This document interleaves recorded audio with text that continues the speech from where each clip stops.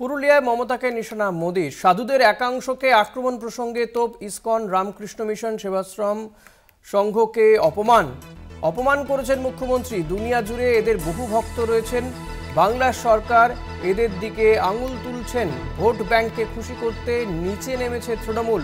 পুরুলিয়ার সভায় আক্রমণাত্মক মোদী। ইসকন রামকৃষ্ণ মিশনকে অপমান করেছেন, ভারত সেবাশ্রম সংঘকেও অপমান করা হয়েছে বলে আক্রমণ করলেন মোদী। অপমান করেছেন মুখ্যমন্ত্রী, এমনটাই অভিযোগ।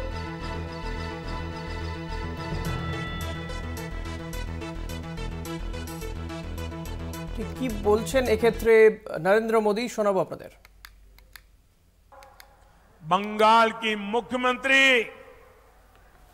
इस्कॉन वालों को, रामकृष्ण मिशन वालों को, भारत सेवाश्रम के सन्यासियों को खुले तौर पर धमका रही है, खुले मन से चेतावनी दे रही है।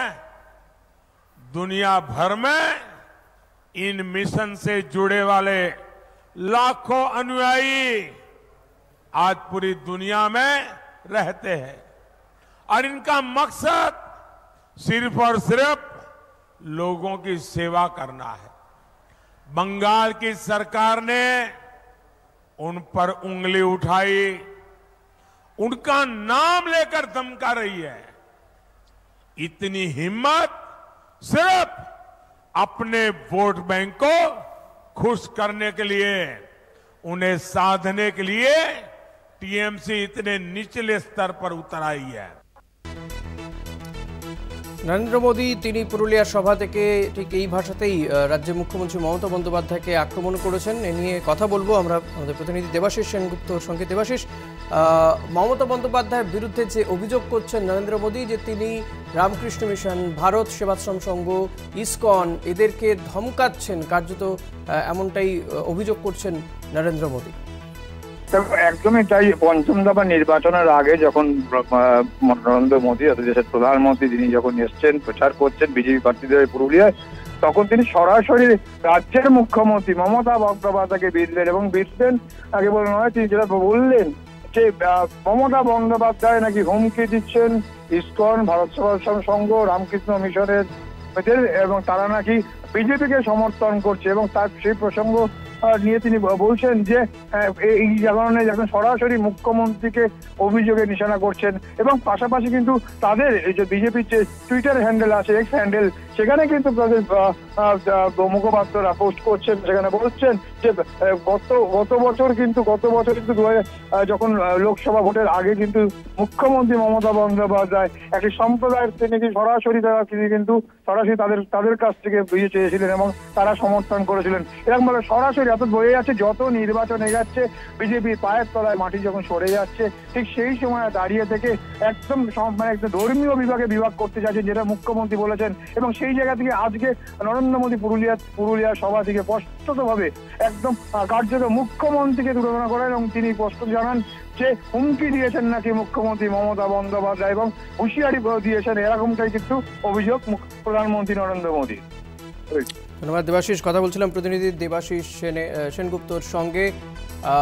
নরেন্দ্র মোদী তিনি বলছেন যে ইসকন, রামকৃষ্ণ মিশন, ভারত সেবাশ্রম সংঘের সন্তদের অপমানের জবাব পাবেন মমতা বন্দ্যোপাধ্যায় ভোটে। তবে মমতা বন্দ্যোপাধ্যায় তিনি ঠিক কি বলেছিলেন একবার শোনাবো আপনাদের।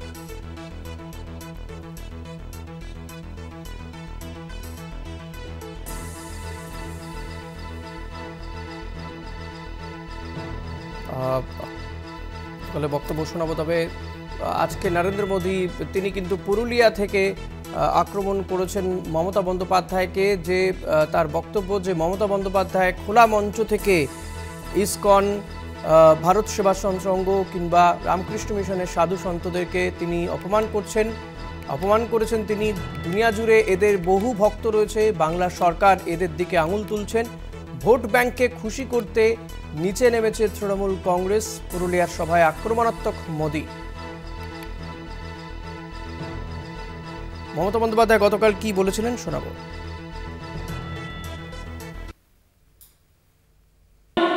যেমন আমি শুনলাম আসানসোলের একটি মিশন আছে, ইসকনও মনে রাখবেন 700 একর জমি দিয়েছি ইস্কন শহর করবার জন্য নদিয়াতে। ইস্কনেরও একটা মন্দির আছে, ইস্কনেরও একটা মিশন আছে, একটা দুটো তো থাকবেই। দিল্লি থেকে নির্দেশ আসে, বলে বিজেপিকে ভোট দেওয়ার জন্য বলো। কেন করবে সাধু সন্তরা এই কাজ? কিন্তু রামকৃষ্ণ মিশনকে সবাই সম্মান করে, শ্রদ্ধা করে। ওদের কাছে একটা হোয়াটসঅ্যাপ আছে গ্রুপ, ওদের যারা মেম্বার হয় তাদের নাম যারা দীক্ষা নেয়, তাদেরকে আমি ভালোবাসতে পারি, আমি দীক্ষা নিতে পারি, কিন্তু রামকৃষ্ণ মিশন ভোট দেয় না কোনোদিনও, এটা আমি জানি। তারা আমি অন্যকে কেন ভোট দিতে বলবো? কেউ কেউ ভায়োলেট করছে, সবাই নয়। কিন্তু মনে রাখবেন, স্বামী বিবেকানন্দের বাড়িটাই থাকতো না আপনাদের এই মেয়েটা যদি বেঁচে না থাকতো। মমতা বন্দ্যোপাধ্যায়ের বক্তব্য ছিল যে কেউ কেউ বিজেপির হয়ে ভোট চাইছেন, বিজেপিকে ভোট দিতে বলছেন। এই ভারত সেবাশ্রম সংঘের বা রামকৃষ্ণ মিশনের কোনো মহারাজের বিরুদ্ধে, পার্টিকুলার কোনো মহারাজের বিরুদ্ধে তার এই অভিযোগ সবার ক্ষেত্রে নয়। এবং সেক্ষেত্রে তার বক্তব্য যে দিল্লি থেকে নির্দেশ এলেই এই ধরনের কাজ কেন তারা করবে, সেটা কখনোই সমর্থনযোগ্য নয়। আর আজ নরেন্দ্র মোদী তিনি পুরুলিয়া মঞ্চ থেকে দাঁড়িয়ে কার্যত মমতা বন্দ্যোপাধ্যায়কে হুমকি দিয়েছেন যে মমতা বন্দ্যোপাধ্যায় ভারত সেবাশ্রম সংঘ, রামকৃষ্ণ মিশন বা ইসকনের সাধু সন্তদেরকে ধমকাচ্ছেন কার্যত। তারা এই ভোট রাজনীতি ঊর্ধ্বে তারা সেবামূলক কাজ করে থাকেন গোটা বিশ্বজুড়েই, কিন্তু তাদেরকে এ রাজ্যের মুখ্যমন্ত্রী মমতা বন্দ্যোপাধ্যায় তিনি ধমকাচ্ছেন, এমনই ভাষাতে আক্রমণ করেছেন নরেন্দ্র মোদী। এবং তার ফল তিনি ভোট বাক্সে পাবেন বলেও হুঁশিয়ারি দিয়েছেন নরেন্দ্র মোদী পুরুলিয়ার সভা থেকে।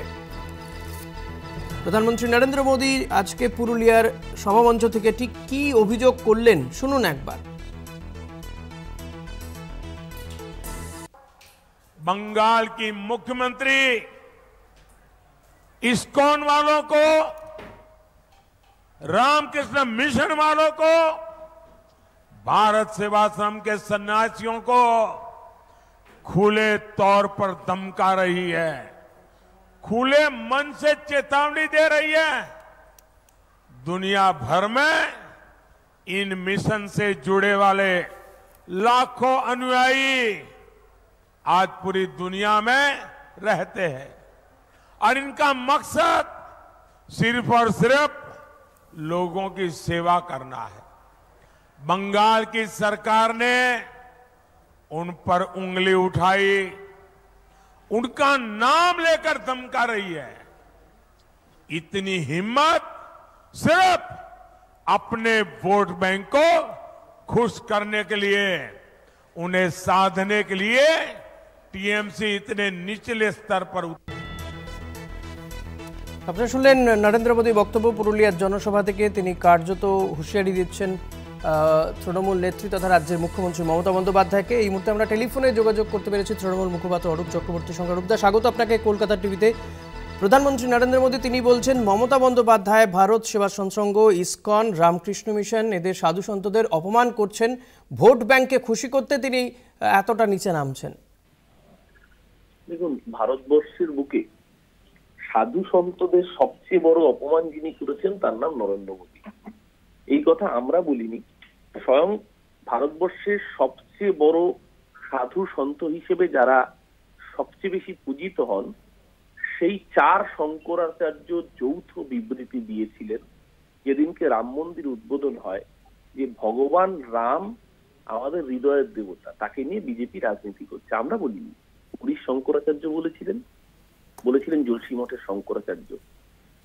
আজকে সারা ভারতবর্ষের সবচেয়ে বড় ধর্মগুরুরা বলেছিলেন যে বিজেপি ধর্ম নিয়ে, সনাতন ধর্ম নিয়ে বিজেপি রাজনীতি করে, ওদের ভোট ব্যাংক পলিটিক্স। এটা আমরা বলিনি।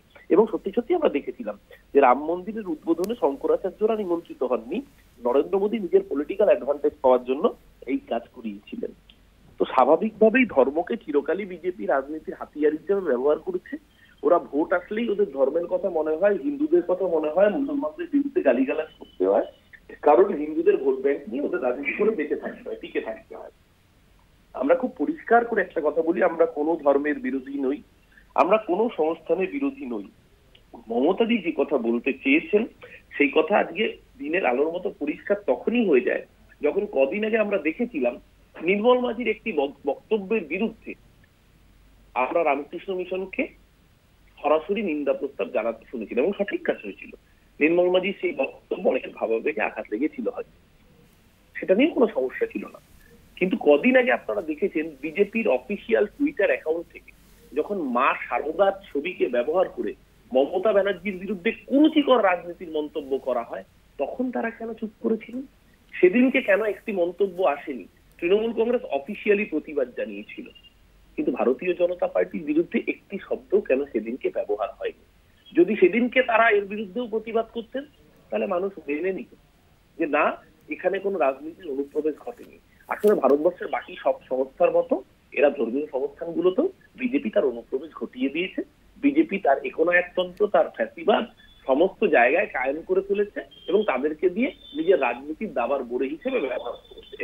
আমরা সমস্ত ধর্মকে সমানভাবে সম্মান করি, আমরা মনে করি ধর্ম যার যার, উৎসব সকলের। সেই জায়গায় দাঁড়িয়ে কোনো ধর্মীয় সংস্থান যদি এক পক্ষপাত দুষ্ট হয়ে যায়, সেটা অত্যন্ত দুর্ভাগ্যজনক। আমরা শুধু সেই কথাটাই বলছি। ধন্যবাদ অরূপদা। কথা বলছিলাম তৃণমূল মুখপাত্র অরূপ চক্রবর্তীর সঙ্গে।